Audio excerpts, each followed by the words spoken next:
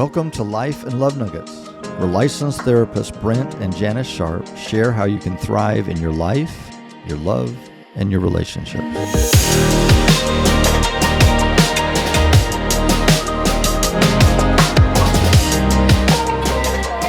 Hello, friends. Welcome back to Life and Love Nuggets. We're so glad you're joining us again. We're in the middle of this series dealing with grief and loss. We're talking about how to deal with life's inevitable losses. And as we've been talking, we recognize when we talk about the word grief, we usually think about somebody died, and certainly that is what a lot of people are experiencing. But in our experience, most of the losses that people are dealing are the loss of an ideal or the loss of a dream.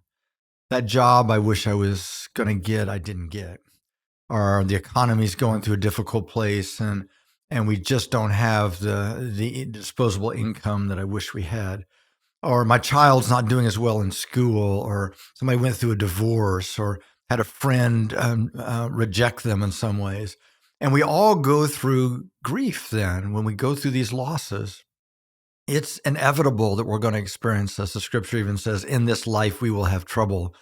But we do believe that there's a way through these. And so we've been looking at some of the emotions and some of the experiences that all of us are probably going to deal with. This next one we're going to look at is the feeling and the emotion of anger. A pretty difficult one for us to know what to do with. But let's listen in and find some ways on how we can move through our grief in a way that helps us become more and more whole and stronger in the journey. And so you talked about anger. So that's a big part of grief. And it is one of the most difficult parts of grief because we've been kind of taught directly or indirectly, we shouldn't be angry. Mm-hmm. And particularly in our faith culture, oh my gosh, that you're not supposed to be angry. You're supposed to stop it. You know, you're supposed that's a bad thing. It's a bad feeling. And so you should be full of faith and belief and never be angry, and which is just harmful in essence. And so anger has, even the scripture says, in your anger, do not sin. Another version says, when you are angry, assuming we're going to be angry, do not sin. I think there's a couple ways we sin. I think one is we sin against ourselves by repressing it. I can't feel this feeling. This is bad. So I'm going to just keep pushing it down. That actually harms us. That will eat us up inside.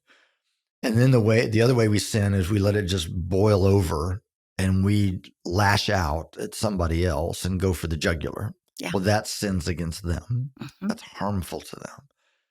So what in the world do we do with it? First of all, we say that anger has what we call kind of a shotgun effect to it. I know you've never shot a shotgun, I don't think. Have you? I have shot a shotgun. You have shot a shotgun? Yes. My father taught me how to shoot a shotgun when we were, for a brief period of time when we were living in the country. Okay. He wanted to make sure I knew how to protect myself, so I have. And once was enough. I'll never do it again. You were pretty little. It was done. To blow you off your feet. Yeah, about did. Yeah. Uh-huh. And so, in our time together, I didn't think you'd ever shot a shotgun, but a shotgun shell, depending on the gauge of it, is not very big, but it's got a bunch of little pellets that are just kind of packed in. Well, if you shoot that, if it hits a target 20 paces away, the pattern of those little pellets will just scatter. Mm-hmm. That's kind of how anger is. I tell people if you had a loved one that was killed in a car accident by a drunk driver, oh my gosh, you'd be very angry at the drunk driver. Yeah. But you'd also be angry at possibly the ambulance for why in the world did you take so long to get there? Some of you work in the medical community and you know that they may be angry at the doctors and nurses in ICU for why didn't you do something? Why aren't you doing something more to save my loved one? Might be angry at the loved one for why'd you go run errands late at night in the rain? They might be angry at themselves for I wish I'd told him I loved him one last time. Maybe angry at God for why'd you let this happen to such a good person? There's a whole bunch of bad people in the world that this should have happened to. And so it can just scatter. So I tell people, don't be surprised that you're just not more irritable than normal. with the drivers in front of you going to work, or your kids, or your spouse, or coworkers, or whatever. Or the mailman. Because he just happens to be there that day. Absolutely. It can just come out all over the place. Yeah. And so don't be surprised at that. That's very understandable. It's very normal. And yet, what do we do with it? That actually moves us through anger in a healthy way. So it will be resolved. And so, first of all, we have to let ourselves feel it. We've heard of the statement of if you can't feel it, you can't heal it. And so it's how do you let yourself feel it, but move it through you in a way that doesn't harm anybody else. And I think that's more challenging or most challenging for people who don't know their feelings anyway. Yeah, absolutely. Some people are very good at recognizing and expressing their feelings, but some people, whether personality or environment or a combination of both, just don't recognize feelings. They're either okay or angry, maybe sad, but that's it. They don't have a broad variety of feelings. And so sometimes in the grief process, you have to begin to acknowledge a number of different feelings. Now you're looking at me while you're saying that. Just because we're doing the podcast together has nothing to do with you personally. Okay, yes, yes, okay. So you're asking for testimonial here. Well, if the shoe fits. Yeah, and so I was clueless going into adulthood about feelings. My dad was a colonel in the Army, wonderful man, colonel in the Army. We had all boys. Not a whole lot of need for feelings in my family. Just kind of, I don't care how you feel it, do it anyway, Yeah. And so I was one of those that hit life. I'm either okay or I'm mad. Now, anger is one of the kind of seemingly acceptable male emotions in our culture. So we might know those two. Right. And of course, so I always tell people I was like in preschool when it came to understanding emotions. And I marry you and you have a PhD in understanding emotions. So you have like 1,735 gradations in between okay and angry. Yes, and I do. So it challenged me to begin to recognize what is it that I'm feeling. And we should say that anger actually is a secondary emotion. Yeah.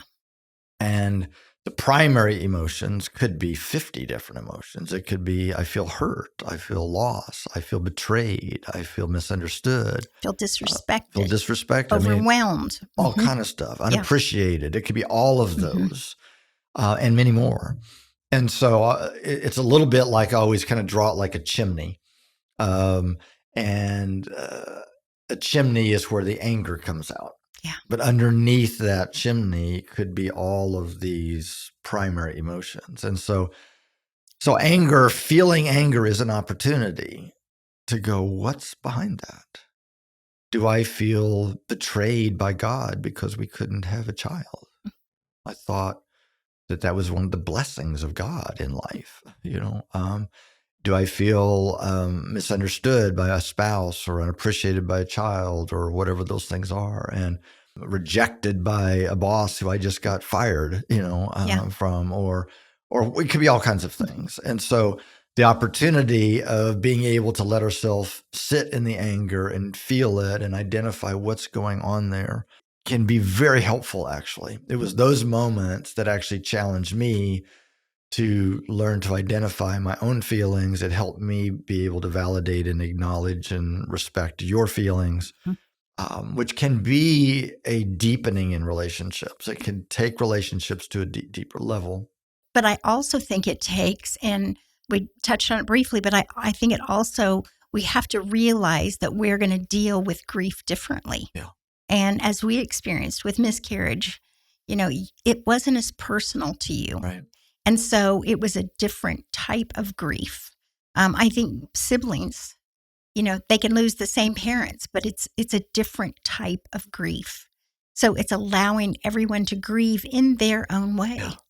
Yeah. Leaving space for that. So it's anger. So what do we do with it? If it has this shotgun effect, if it has a lot of primary emotions that are underneath it, what do we do with it that are healthy ways to let ourselves feel it and move ourselves through it, let it move through us. There are two key things that I've found helpful or that are critical. The first one is validation. Mm-hmm.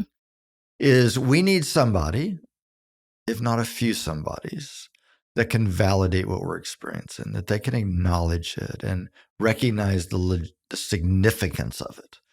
You know, if somebody loses their job and somebody just like, oh, you're going to do fine, you're going to get another one and it's going to be okay. This is not validating. It's trying to fix it. It's trying to get you to feel better immediately. It's not helpful. The person on the receiving end of that's going to go, you have no idea what this feels like. I've got a family to take care of, and you don't know the fear that I'm experiencing here. Validation is, oh my gosh, I'm so sorry. That's got to be scary. And that's maybe about it. Sure. And just be with them. I'm so sorry this is happening to you. And again, with our experiences, we had people, well-meaning people, say the stupidest things to us. You know, again, well, you're young, or it's good you weren't pregnant too long, or well, you guys will have more, you know. And sometimes people just say stupid things. I mean, I remember having somebody say, well, you know, women that go to graduate school are more likely to struggle with infertility. Where'd you come up with that? I mean, it was like, I'm not sure where that came from. Yeah. But people say stupid things. Yeah. And we just need that validation. I remember after our last miscarriage, we had a picnic, a church picnic the next day. We were in a very large church. And why I felt like I had to go, I have no idea. But you were already there, and I decided to go. And so I was walking across the grass, and an older man, very, very sweet man, older man came up, and he looked at me, and he had tears in his eyes. I'll get tears now. Yeah. And he just said, I'm really sorry about your baby. Mm. That meant more to me than anything anybody else had said, because I could tell he experienced my pain. Yeah. And he was with me. He wasn't discounting that. And that really is the best thing we can say to people is, I'm so sorry about your loss. And that's it. That's it. And he didn't try to fix it or give us some little encouraging statement to help us feel better. It was just, I'm so sorry. Yes. And that is, somebody gets it. Right. That is incredibly healing. And we're going to come back to that in just a second. Mm-hmm. But validation.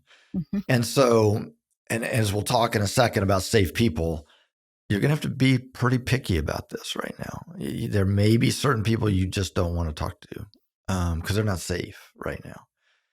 So the second, I call it the two V words. The first one is validation. The second is ventilation. Is how do we let ourselves feel it, but move it through us so it doesn't just sit in us.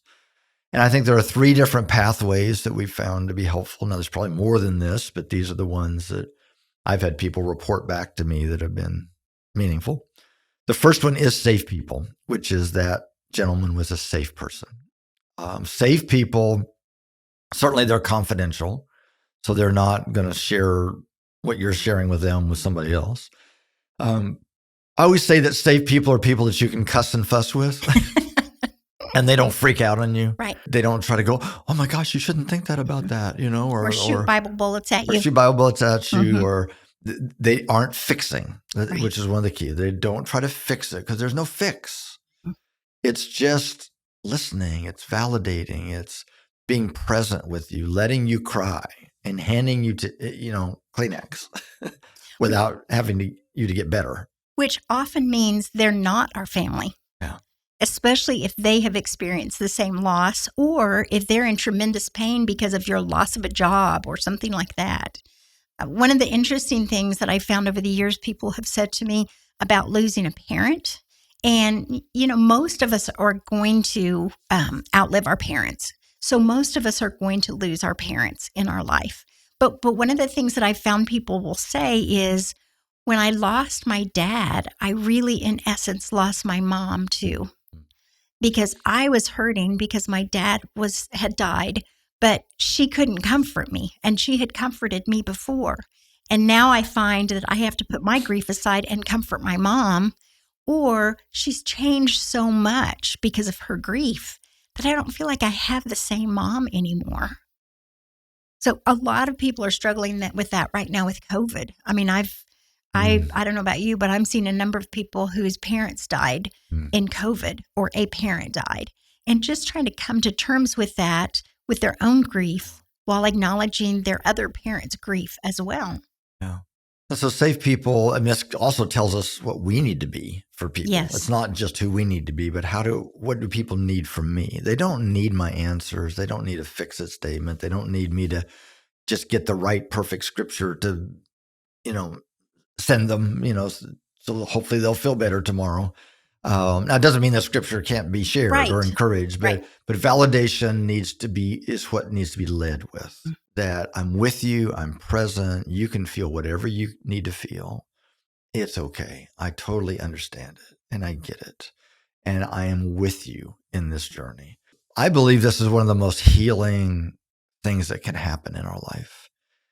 Yet it's really hard to do because people, again, we live in a fix-it culture and people want us to feel better and they want us to get better quickly and they're a bit impatient, and so I believe it's what I call a sacramental moment.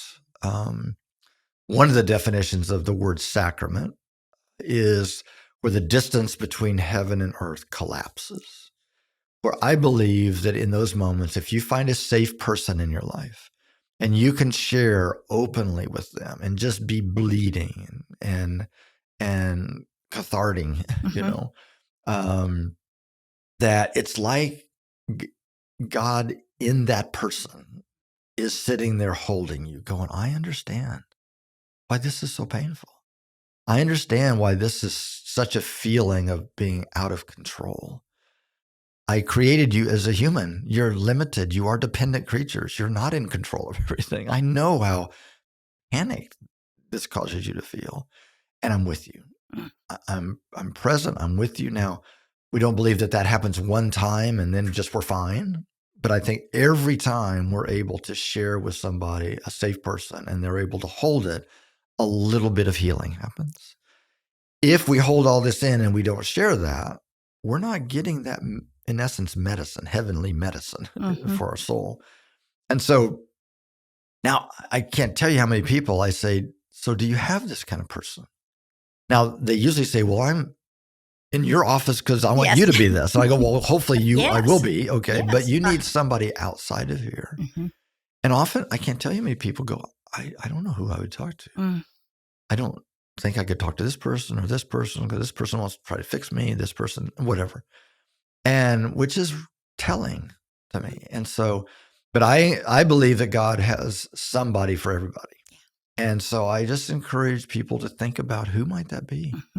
And you can actually coach a healthy person into this, where you can say, I'm finding that I need from time to time just to throw up a bit, emotionally. And I need somebody that can just sit with me. And I'm not asking you to fix it. As a matter of fact, if you try to fix it, I'm going to probably want to smack you. But if you can just listen, sometimes that really helps people because it's like, oh, I don't have to fix them. I don't have to have an answer for them. Yeah. And that actually helps them calm down a little bit and know that just that presence is actually healing. And so I encourage people to lean towards this during times of grief and loss. Find somebody that you can just ventilate with, that you can get this out, that can just hold it. And what I also encourage is if you're going to go into a situation where you have to be surrounded by unsafe people, have your safe person come as a wingman.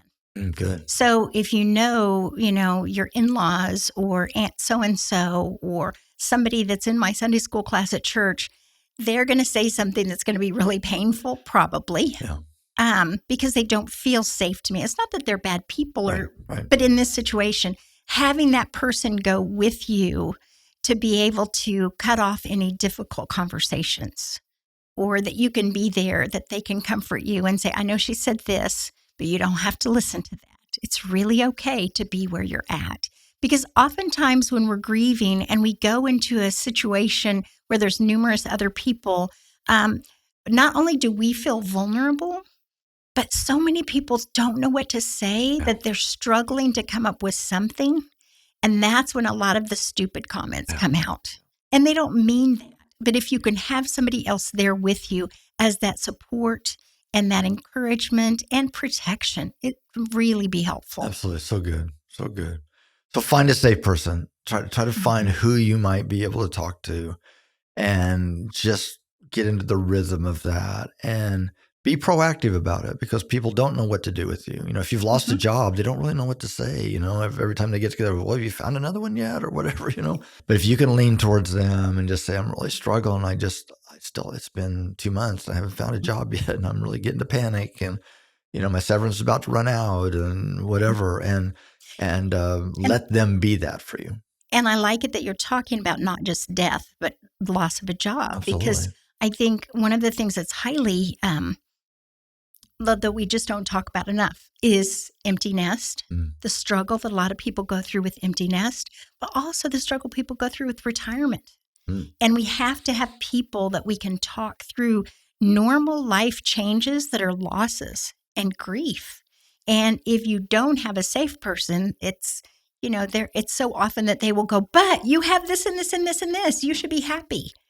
And but there's still a loss. Yes, and we realize unfortunately, this is not easy to find sometimes. I had a guy my age I was talking to the other day, and he was like, I couldn't share this with any of my buddies. They would think less of me. They would think that I'm weak or something. And I was just so grieved over that he didn't have anybody in his life that could allow him to be going through incredibly difficult, painful situation that he was experiencing, and that he had to act okay, in front of them. And he said, well, this is what I'm paying you for. So I said, okay. Keeps us in business. I said, okay, but man, I wish you had this for somebody else. Well, I think so oftentimes the people who have difficulty with you opening up, it's because they're not dealing with their own emotions. Absolutely. So it totally comes across as, oh, well, I just don't have that problem. Or I trust in God. Right. We get wounded when people say things like that, but recognizing it comes from their own inability to deal with their emotions. Yeah. And remember, this is showing us all what we need to be for others. Yes. So we might be the fix-it kind of people. I want to help people and give them answers and stuff, and realize it's not helpful. Now, if they say, what do you think I should do? And whatever, then okay, we can give them some input, but just listen, just be present with people. Another outlet for anger is God. And, I think everybody knows this, that I should be able to talk to God, in my life. But I think in most of our faith training, by the time when we think about talking to God, we think, well, I should have my act together. I should be hopeful and believing good for the future and trusting and stuff. God doesn't expect this of us. David is just one of the best examples of this in Scripture. I love his writings in the Psalms. The Psalms are the prayer book of the church, and it really does show us what so many people are feeling and thinking in real life. And the lamenting Psalms are one of the biggest. There's different sections of different kinds of Psalms, and it's one of the biggest groups of Psalms. And David is just fussing. Yeah. He's just, God, where in the world are you? Have you gone to sleep? You're letting my enemies come and overtake me. God, go kill these people. They don't deserve to live. Now, I'm paraphrasing slightly, but not much. Right. Now, David was called a man after God's own heart. It certainly wasn't because he was perfect. He made some major blunders, but I believe it was because he knew God gets us. God knows the beginning and the end of all things. We don't know exactly how all this works, but we don't know what's going to happen 5 minutes from now. Right. We don't know what's happening outside of our podcast room right now. He knows this makes us crazy people, that we have very little control in life, and bad things can happen and we don't understand why. It makes us crazy people. And so he wants us to come to him with that. Usually we pull away from him because we're frustrated and why did you let this happen in my life? And he wants us to come to him. He's the only one that can help bring peace in the midst of that. And so we encourage whatever that looks like in your life to just lean into that a little more bloody, a little more raw, just be genuine. Be fussy with God is okay. He is the one that can help bring peace in the midst of our fussiness. Yeah. But if we bottle it up, if we feel guilty for being upset with God or upset with people or whatever, then we're not moving through this. It's reminding ourselves that God is the ultimate safe person. Yeah, perfect. God is safe. He is loving. He cares for you. He knows what you need. Recognizing he is completely safe and he's not going to strike you with lightning just because you said you were mad or you said he was unfair or if you question whether he was good or not. He's not going to strike you with lightning. Right. He loves you completely. Yes. But so oftentimes I'll have people when they're talking about their anger with God say, is it okay for me to say that? I mean, I already had this bad thing happen. What if something else bad happens because I did this? No, God is safe and he is good.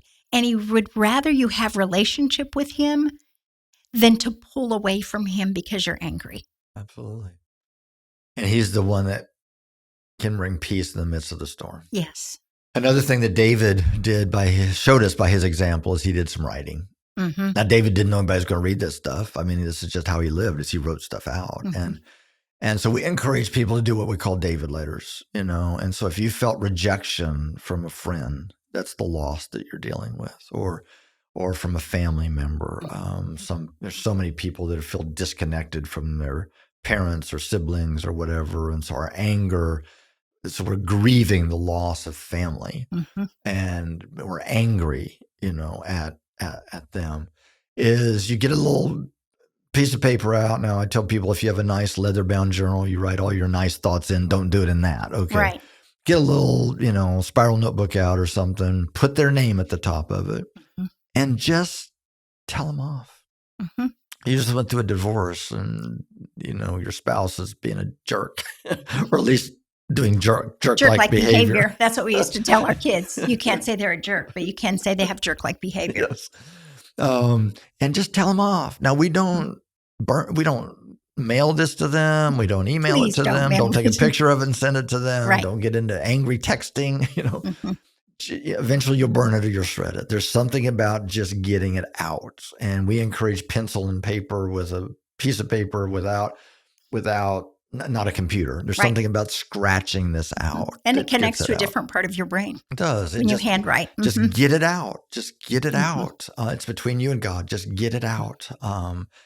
And now all of these, talking to a safe person, talking to God, writing this stuff out. This is like having the flu and you throw up. Sorry, kind of gross. And you feel better. Now you still have the flu. You're going to throw up 3 hours from now. But it's getting the poison out. That's what this does. It gets the poison out. Now, this is not the ultimate resolve to anger. Ultimately, forgiveness is where we release offenses, the rejection, the betrayal, the hurt, the whatever it is. And in a previous podcast, we talked about forgiveness. And so we're not going to go into all the detail of that. But I always tell people when they're going through grief, I say, I'm not even going to talk to you about that right now. Because most people jump, particularly people of faith, try to jump from the pain of anger to forgiveness because I'm supposed to do this. Right. And they go through the motions of it and it doesn't seem to help. And so it's like, well, this must not work. Or the worst part of that is there's something terribly wrong with me that I can't let this go. Not helpful. Now, eventually we'll get there. And I tell them, we'll talk about that eventually. Eventually you'll get to a place, if your loss is through a relationship or rejection, or if somebody actually harmed you in some way. Eventually we'll get to forgiveness, and we'll talk about that it's a process. It's not just a one-time thing we do. It takes time, and we can be proactively doing that. But I just encourage people in the midst of when they're going through a time of loss to just, as these feelings of anger come up, just look for these ways to move it through you, to let it flow through you, let yourself feel it, let yourself flow through it. And I tell people, this doesn't mean I want you to go home and try to work up anger so you can practice this. it will hit you soon enough. Yeah, it will hit you soon enough. And so, and I think it's important. You said it briefly, but when we write it out, it's not so we can go over it and over and over again. Yeah. So if I'm writing a letter to my ex, which I don't have an ex, but if I'm writing that letter and getting all of that out, it's not so I can go, oh yeah, and he did this, this, and this. It's so we can get rid of it. So that's where I say shred it, burn it, do something to get rid of it, because we're just throwing up. Good. So this is a significant stage of grief that people seem pretty limited in being able to process. So we encourage you, find that safe person in your life. It may just mean start praying about it. Who might this be? And you're going to probably have to reach out to them and say, I need this. Practice as this stirs in you, anger stirs in you. Try all three of these. Just try them and see if they don't help. And you'll begin to see that anger will begin to slowly dissipate. The intensity of it will begin to decrease. The amount of times that it will flurry, back up in your life will not happen quite as often. And it'll move you through this process. So we probably should stop for this today. We've kind of given you a little bit of perspective on kind of grief and what some of this process looks like. We're going to continue this in our next podcast, and we're going to talk about depression. We're going to talk about mourning, and how do we actually move through ultimately to acceptance and meaning. But for now, we encourage you to be okay with not being okay. You're going to experience some of these pains. It is the normal part of the human journey. But it does not name us. It is not where we have to live and how we have to stay. Yeah. But there's something about moving through grief that can be one of the actually healthiest or most strengthening things in our life if we allow ourselves to do this in a healthy way. So we're trusting for peace in your life and blessings as we go today. The Life and Love Nuggets podcast should not be considered or used for counseling, but for educational purposes only.